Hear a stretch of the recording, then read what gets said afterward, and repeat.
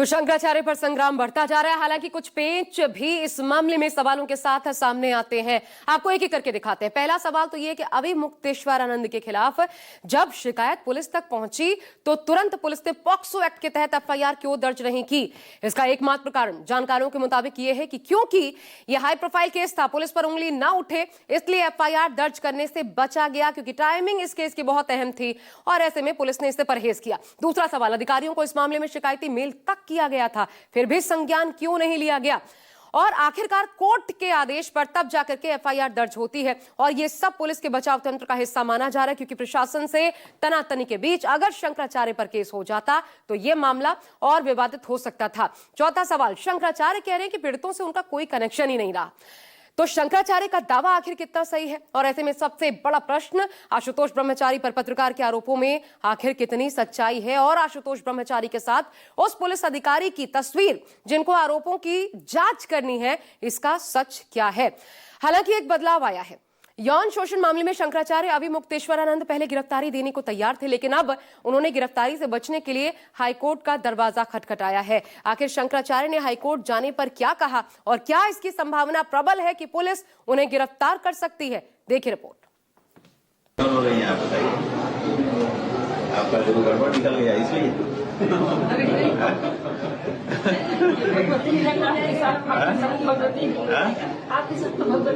हमारे साथ भगवती है, ये रोने की कोई बात ही नहीं। तो ये तब जब आपका गुरु गड़बड़ हो, गड़बड़ लोग तो आकर के अपना दिखा रहे हैं कि हम कितने गड़बड़ हैं। ठीक है, हाँ बिल्कुल एकदम बताइए, आपका गुरु जो है इतना कच्चा नहीं है। शंकराचार्य अविमुक्तेश्वरानंद पर लगे यौन शोषण के आरोपों पर भक्तों को भी यकीन नहीं, तभी तो इस महिला के आंसू छलक पड़े और शंकराचार्य ने भरोसा दिलाया कि उन्होंने कोई गड़बड़ नहीं की। तो फिर डर कैसा।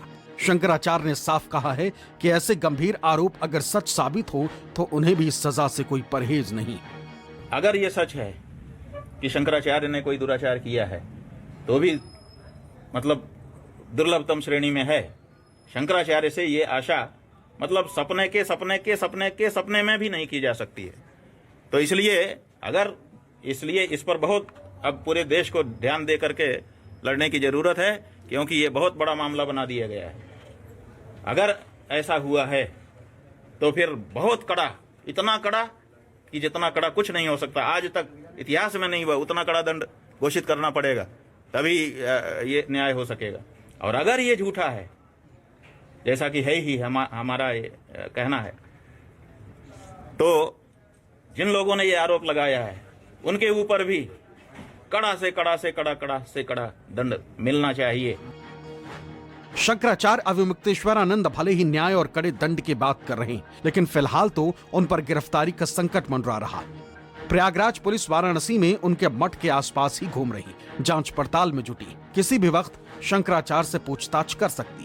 गिरफ्तारी की कार्यवाही करें तो वो भी, हम तो पुलिस का कोई विरोध नहीं करेंगे, हम उसका सहयोग करेंगे। वो जो करेंगे जनता तो सब देख रही है। यह बयान शंकराचार्य ने सोमवार को दिया था और कहा था कि वो गिरफ्तारी के लिए तैयार हैं, लेकिन बताया जा रहा है कि उनके वकीलों ने शंकराचार्य को कानूनी विकल्प अपनाने की सलाह दी, जिसके बाद अब शंकराचार्य ने इलाहाबाद हाईकोर्ट का दरवाजा खटखटाया, गिरफ्तारी से बचने के लिए अग्रिम जमानत याचिका दाखिल की है कि हमारे जो शुभचिंतक हैं, अधिवक्तागण, वो हमारे पास आए थे। वो कह रहे थे कि इसमें कानूनी सहायता करने के लिए हम तैयार हैं। तो हमने कहा ठीक है, करिए, आप लोग कर रहे होंगे जो कुछ करना होगा, हमें तो इसमें ज्यादा इन्वॉल्व नहीं किया। शंकराचार्य अविमुक्तेश्वरानंद के खिलाफ प्रयागराज में जो एफआईआर दर्ज की गई है वो पॉक्सो अधिनियम और बीएनएस के संबंधित धाराओं के तहत दर्ज की गई। पॉक्सो एक्ट में प्रावधान है कि अगर पुलिस को अपराध में आरोपी के लिप्त होने का उचित संदेह है तो बिना वारंट के गिरफ्तार कर सकती। समर्थकों का मानना है कि जिस तरह साजिश रची गई है, ऐसे में शंकराचार्य को पुलिस गिरफ्तार कर सकती, इसलिए अग्रिम जमानत के लिए याचिका डाल दी गई। 24 घंटे पहले तक स्वामी अविमुक्तेश्वरानंद ये कह रहे थे कि उन्हें गिरफ्तारी से कोई डर नहीं, वो सच का सामना करने के लिए तैयार हैं। लेकिन आज सुबह ही उनकी लीगल टीम ने हाईकोर्ट का दरवाजा खटखटाया और अग्रिम जमानत के लिए याचिका दाखिल कर दी। दरअसल बीते 24 घंटे में कुछ ऐसे घटनाक्रम बदलते रहे कि जिससे शंकराचार्य को लगने लगा कि वो एक बड़ी साजिश का शिकार हो रहे हैं, और इसलिए उन्होंने अब अदालत का दरवाजा खटखटाया है। शंकराचार्य अविमुक्तेश्वरानंद के हाई कोर्ट का रुख करने पर शिकायतकर्ता आशुतोष ब्रह्मचारी ने कहा है कि उन्हें कोर्ट पर पूरा भरोसा है। कोर्ट ने ही सारे सबूत देकर मुकदमा दर्ज करने का आदेश दिया था, इसलिए शंकराचार्य को जमानत नहीं मिलनी चाहिए।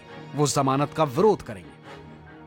हमें तो न्यायपालिका का पूर्ण भरोसा है। जिस न्यायपालिका ने ऐसे जो हमारे नाबालिग भटुक हैं उनके कुकर्म के मामले में इनके खिलाफ एफआईआर का आदेश किया और एफआईआर दर्ज हुई है, तमाम सबूत देखते हुए मुझे नहीं लगता माननीय उच्च न्यायालय ऐसे कुकर्मियों को जमानत दे देगी। दे ही नहीं सकती, क्योंकि ये इतना बड़ा घोर अपराध है। ये बिल्कुल कभी भी नहीं इनको जमानत मिलनी चाहिए। इनको जेल में भेज देना चाहिए। छोटे छोटे नाबालिग भटुकों के साथ, अपने शिक्षकों के साथ इन्होंने जो घिनौना कार्य किया है, इनको तो समाज में खड़े होने का मुंह दिखाने के लायक भी नहीं है। शंकराचार्य अविमुक्तेश्वरानंद ने मामले में गंभीर साजिश रचने का आरोप लगाया। सवाल उठाया है कि जिस पॉक्सो कानून में तुरंत एफआईआर दर्ज करने का प्रावधान है, उसमें पुलिस ने खुद मामला दर्ज न करते हुए कोर्ट के आदेश से एफआईआर कराई। शंकराचार्य ने कहा कि यह मामला पूरे देश के लिए परीक्षा है। प्रधानमंत्री, राष्ट्रपति, उनसे हम कहें, क्या उनका देश नहीं है? क्या उनके देश में इतनी बड़ी जो बात उठ गई है कि उनके देश का शंकराचार्य दुराचारी हो गया है, एक प्रश्न ये उठ गया। और दूसरा प्रश्न ये उठ गया कि शंकराचार्य जैसे निष्कलंक व्यक्ति के ऊपर इतना बड़ा कलंक लगाना, कहानी बना करके ऐसे लोग आ गए। दोनों ही प्रश्न तो गंभीर है ना, तो दोनों प्रश्न की गंभीरता क्या देश के राष्ट्रपति, प्रधानमंत्री और दूसरे लोग नहीं समझ रहे हैं? इसलिए अब ये परीक्षा है कि इतने बड़े मामले पर देश कैसे रिएक्ट करता है।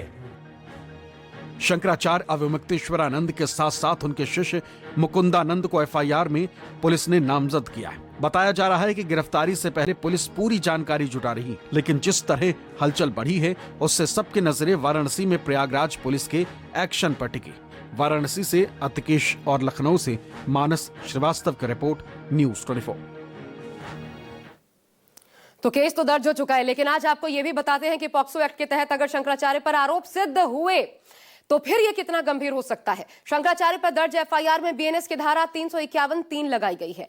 यह धारा लगती है जब किसी को डराया, धमकाया जाता है या फिर दबाव बनाने का केस दर्ज हो। इसमें 2 से 7 साल तक की सजा का प्रावधान है।